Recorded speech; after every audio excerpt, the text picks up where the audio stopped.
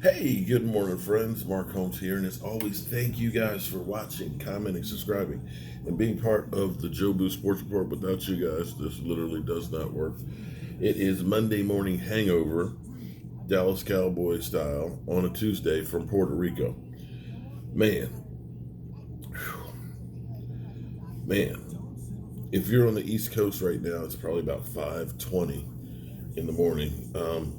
It's 6:20 here in Puerto Rico because they don't do daylight savings time, and so with that game being quite late last night, um, I get about 4.5 hours of sleep, and we have to leave at 6:45 to get to the job site so that we can get set up before the volunteers get there and start rebuilding this home. We got a lot to do. Hope you guys follow along to the other channel. I posted a few videos showing you some of the sights and sounds, as well as where we got started yesterday, getting things prepped and all. So I know what's going to happen today, because I know a lot of people are just winning for the Cowboys isn't enough, and the trolls will be out. I know the Eagle fans will be out and saying that, oh, well, you struggled with the Giants and this thing and the other. You know what? Shut up. Smack yourself.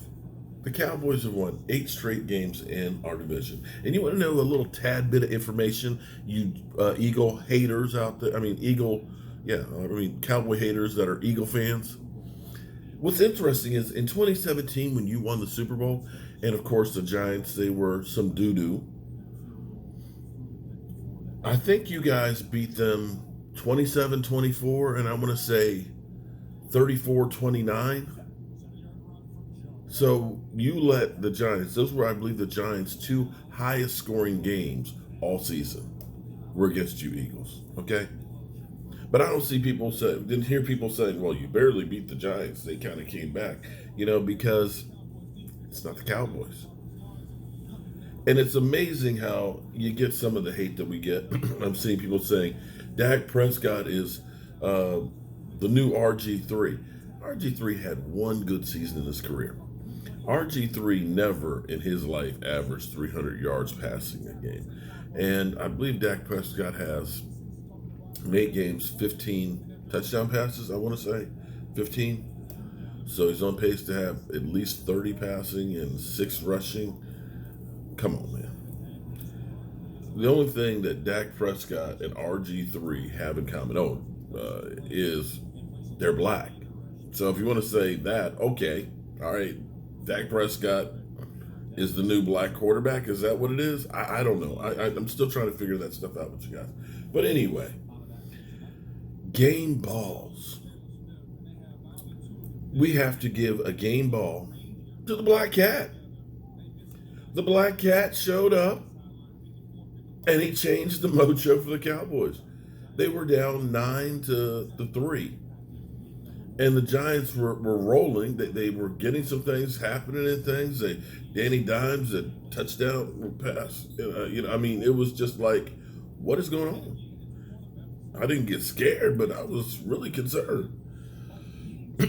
But the Black Cat showed up, and it seemed like things changed quite a bit. Thank God for coffee. Thank God for coffee. That seemed to change everything for the Dallas Cowboys. So, thank you, Black Cat, for showing up. Another person, Jalen Smith with 12 tackles. Gotta love that. But surprisingly, with Vander Esch gone, Sean Lee did his best Sean Lee impersonation.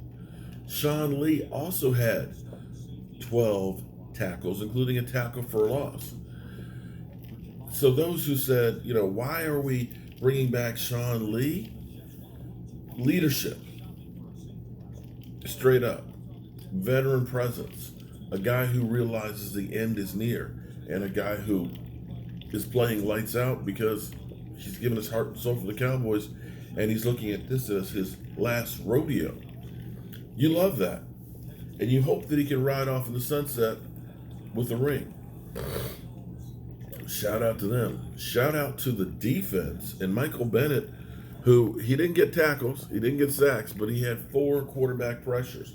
I'll take that because when you can get that pressure, he also had 2 offsides because he wanted to get some.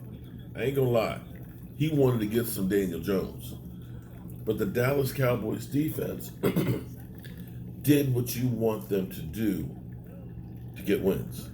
And that is sack the quarterback, getting 5 finally, and 2 takeaways.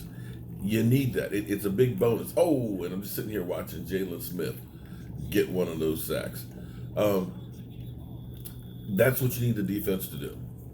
Takeaways and sacks usually will lead to takeaways. So that defense did exactly what you want them to do. Now, I still don't understand this.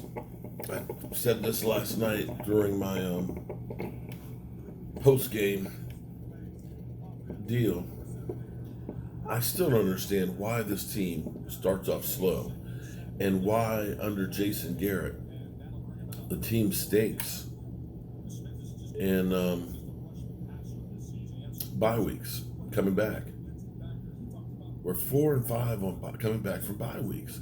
It just makes you scratch your head and wonder, why can't we play and get a game plan together after a bye week?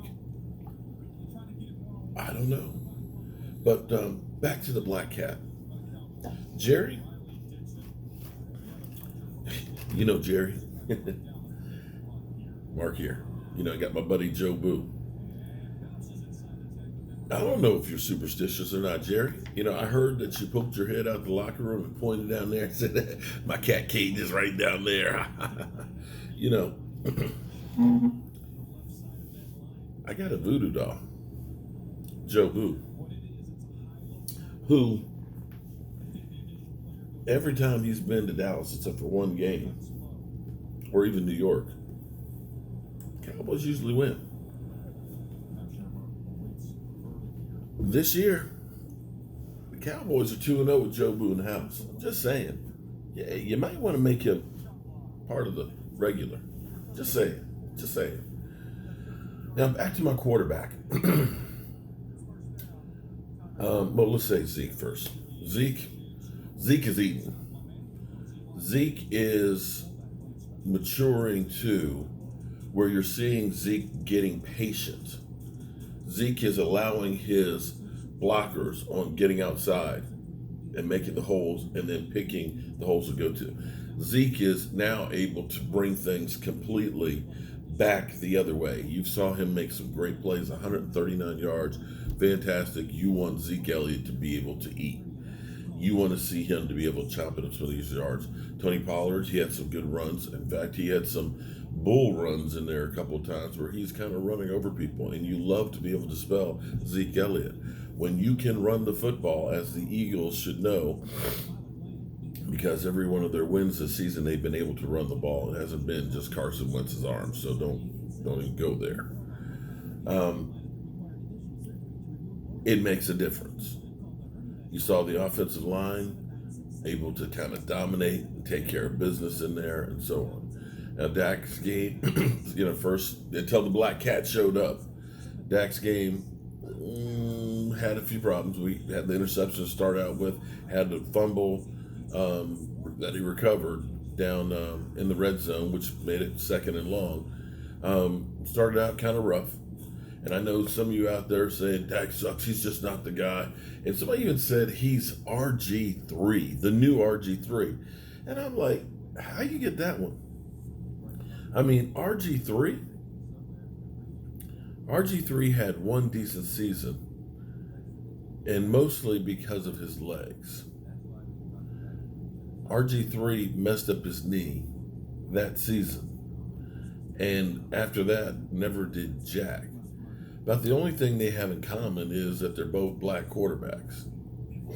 So some of you guys that make comparisons or comments and stuff like that, do you really know anything about football? That's my question. Do you really know anything about football? I think not, with a lot of you. But the team gathered themselves. They came back, and they played well, of course, in the second half. 3 TD passes, 257 yards for Dak. I think a 101 QBR. I'll take that. And interestingly enough, Michael pointed out that every home team won this weekend, with the exception of one, the New York Giants. So the only road win this week was the Dallas Cowboys. So that's all I got to say about that. But I got my coffee, and I got my sunscreen on. Got my tape measure. Got my circuit tester. And I got my earpiece. Oh, shotgun mic. So I'm ready to get to work. All right, guys. We'll see you over on the other side. I'm Mark Holmes, and I'll see you guys soon.